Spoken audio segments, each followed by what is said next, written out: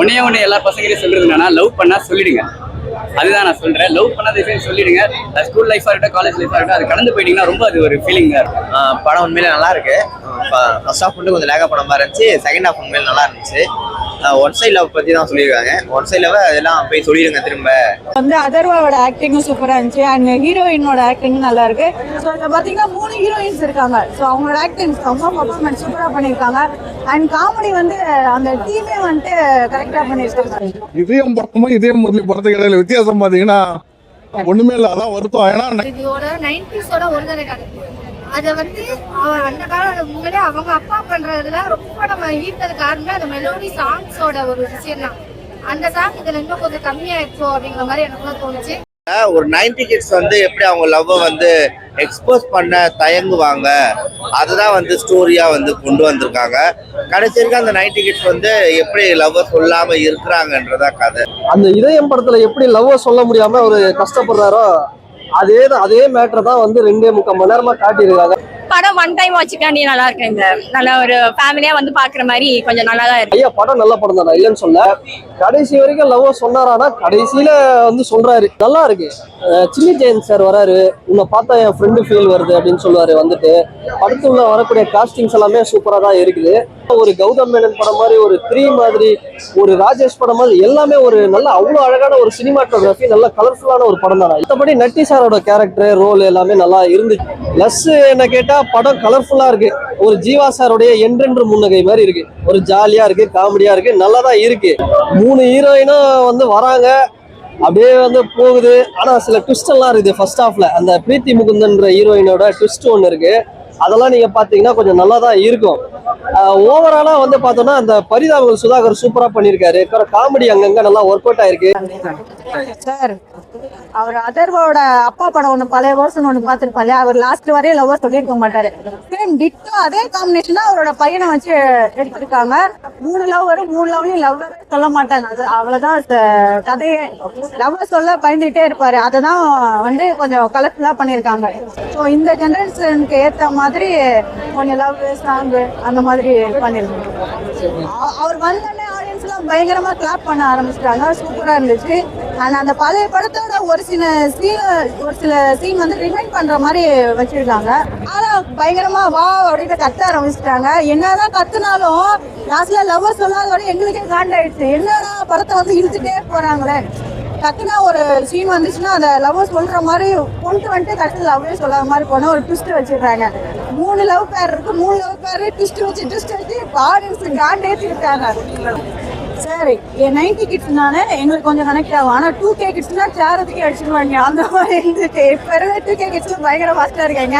ஒரு வாரம் லவ், ஒரு வாரம் டேட்டிங் அவுட்டிங் போயிடுறாங்களா. அவங்களுக்கு இந்த படம்லாம் வந்து கனெக்டே ஆகாது. நான் வந்து அந்த இதயம் படம் நான் பார்த்தது இல்ல. நான் இப்பதான் இந்த just out of the blue வந்து பார்த்தேன். இந்த பார்த்து காமெடி எல்லாம் நல்லா இருந்துச்சு, சாங்ஸ் நல்லா இருந்துச்சு. ஃபேமிலியோட வந்து பார்க்கலாம். அந்த பிளஸ் பாயிண்ட் வந்து இதுல காமெடிஸ் வந்து நிறைய ஒர்க் ஆச்சு. நிறைய புது காஸ்ட் எல்லாம் அவங்க இது பண்ணியிருக்காங்க.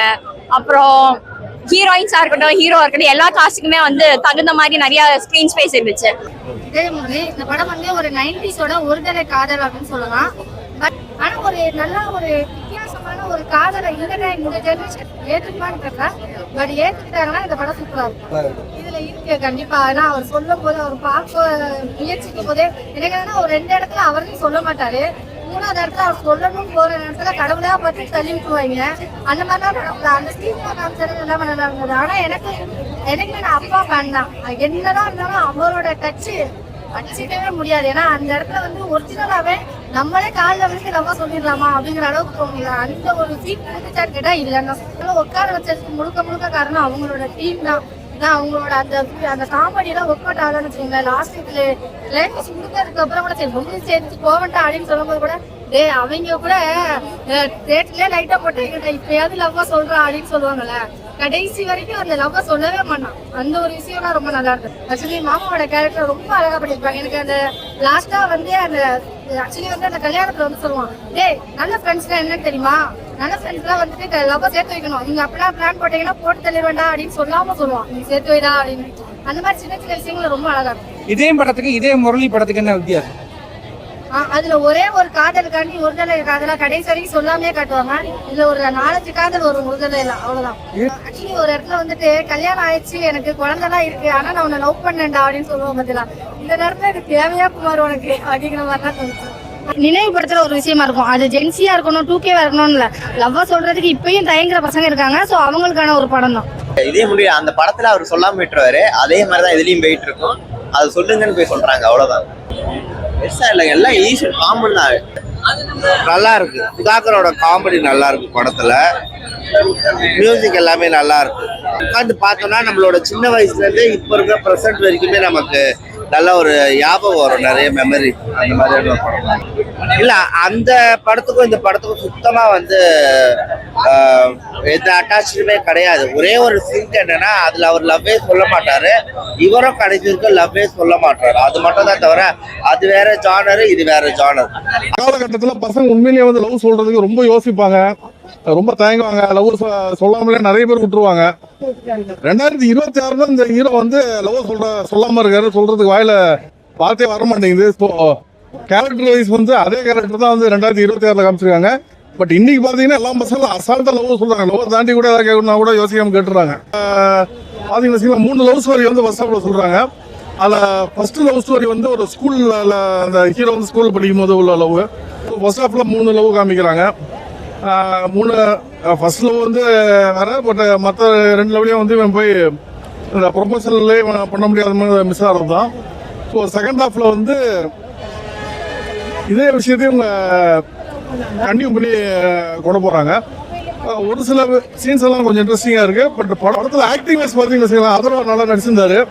பட் சுதாகரோட காமெடிஸ் நல்லாவே ஒர்க் அவுட் இருந்து சூப்பரா ஒரு காமெடி பண்ணியிருந்தாரு. ஓகே ஜி, படம் வந்துட்டு நல்லா இருக்குது. ஆக்சுவலி வந்து அதர்வா வந்து ஒரு ட்ரெய்லருக்கு முன்னாடியே ஒரு இது சொல்லியிருப்பாரு. என்னன்னா வந்து இந்த படம் வந்து ஒன் சைட் லவ் பண்றவங்களுக்கு வந்துட்டு பெஸ்ட் ஒரு இதாக இருக்கும், எல்லா மனசுலையும் வந்து ஒரு இடம் பிடிக்கும்னாரு. அப்பவே ட்ரெய்லர் பார்க்க முன்னாடி இந்த படம் ஃபர்ஸ்ட் டே ஃபர்ஸ்ட் ஷோ பார்க்க முன்னாடி என் ஃப்ரெண்ட்ஸ் எல்லாம் வந்து இட்டுன்னு வந்தேன். ஃப்ரெண்ட்ஸ் எல்லாரும் போனாங்க, நீ ஃபர்ஸ்ட் டே ஃபர்ஸ்ட் ஷோ வந்து பார்த்துருக்கேன். ஃபர்ஸ்ட் ஹாஃப் நல்லா இருந்துச்சு. கடைசி ஒரு 15 மினிட்ஸ் வந்துட்டு ஃபகத் ஃபாசில் வந்து ஒரு நல்ல ஒரு இது பண்ணியிருக்கிறாரு. அதுதான் நட்டி, முக்கியமா நட்டியை பத்தி நம்ம பேசாங்க. நட்டி சாரை பத்தி நல்லா பண்ணியிருக்கிறாரு. அவர் வந்து கொடுக்குற அந்த ஒரு என்கரேஜ், ஒரு அப்பா அம்மா இல்லாத ஒரு என்கரேஜா ஒரு மாமாவா கொடுத்து அவர் நல்லா பண்றாரு. கம்பல்சரி எல்லாருமே வந்து பாருங்க. தயவு செஞ்சு நெகட்டிவ் ரிவ்யூ யாரும் போடாதீங்க. அதுதான், நெகட்டிவ் ரிவ்யூ யாரும் போடாதீங்க. அது நிறைய படத்துக்கு வந்திருக்குது, அது நம்ம சொல்லவே தேவை. தயவு செஞ்சு நெகட்டிவ் ரிவ்யூ எதுவுமே ஸ்கிப் பண்ண வேணாம். இந்த படம் கம்பல்சரி தமிழ்நாட்டில் 8.5 கோடி பசங்க, முக்கியமா கல்யாணம் ஆகினவங்களும் சரி ஆகாதவங்களும் சரி, அது அந்த ஃபர்ஸ்ட் லவ் ஒன்று இருக்கும், அது எல்லாருமே வந்து காமிக்கிறதுக்கு தான் இந்த படம். நல்லா இருக்கு, வந்து பாருங்க. நல்லா இருக்குங்க, நிறைய ஸ்டார்ஸ் இருக்காங்க, நல்லா ஜாலியாக ஒரு ஃபீல் குட் மூவியாக இருக்கு. லவ் ஸ்டோரி அதை பற்றி தான். கடைசியாக அந்த லவ் எப்படி சேர்றாங்க, அதான் சம்மந்தம் இருக்குது. அந்த பழைய மூவி ஸ்டோரியை வச்சு தான் எடுத்திருக்காங்க. அதை லிங்க் பண்ணி கடைசியாக ஒரு ஹாப்பி எண்டிங் வர மாதிரி தான் முடிச்சிருக்காங்க.